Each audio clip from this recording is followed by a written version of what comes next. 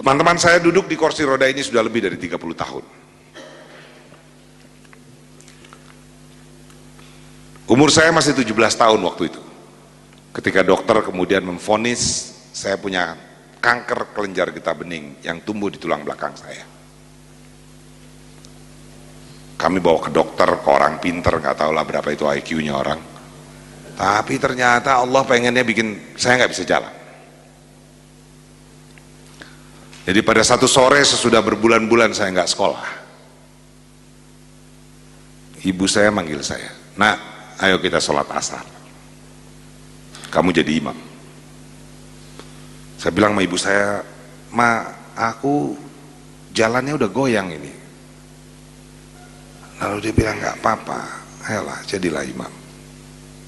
Jadilah saya imam sholat asar itu. Ketika saya ruku di rakaat kedua, saya jatuh.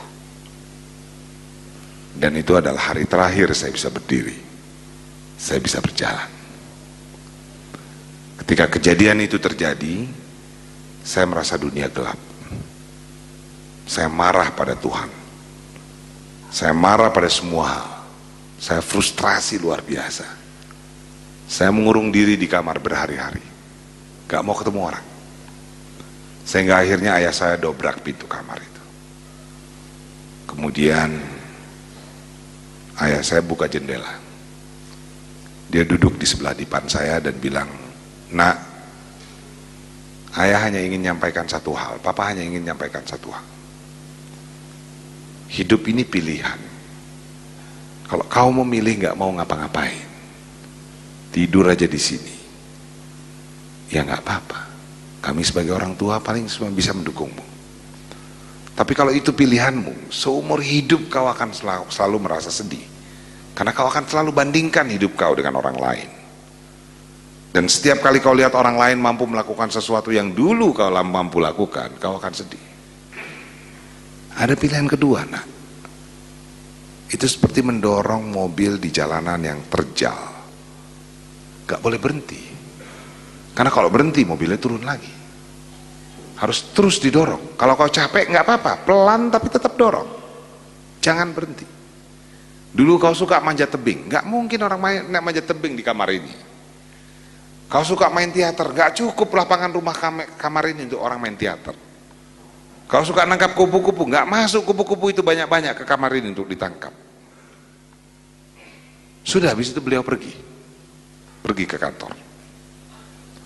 10 menit sesudah itu saya keluar dari kamar. Saya bilang pada ibu saya, "Ma, saya mau sekolah, tolong panggilkan taksi." Sejak hari itu saya dorong mobil saya. Susahnya setengah mati, teman-teman. Tapi kalau saya nggak berani dorong itu, nggak sampai saya di sini. Nggak mungkin saya bisa lihat lagi kampung saya di Payakumbuh itu. Nggak mungkin saya bisa lihat Lombok, New York, Paris, Gorontalo, dan seterusnya. Karena untuk naik pesawat aja susah aja setengah mati. So teman-teman, setiap orang pasti punya kesusahannya. Anda pasti punya kesusahan masing-masing. Dan ada bagian kesusahan yang hanya dibuat oleh Allah untuk Anda sendiri, untuk dihadapi. Berhentilah berharap orang lain mengerti apa yang Anda susahkan, karena nggak bakalan. Satu-satunya cara adalah menghadapinya.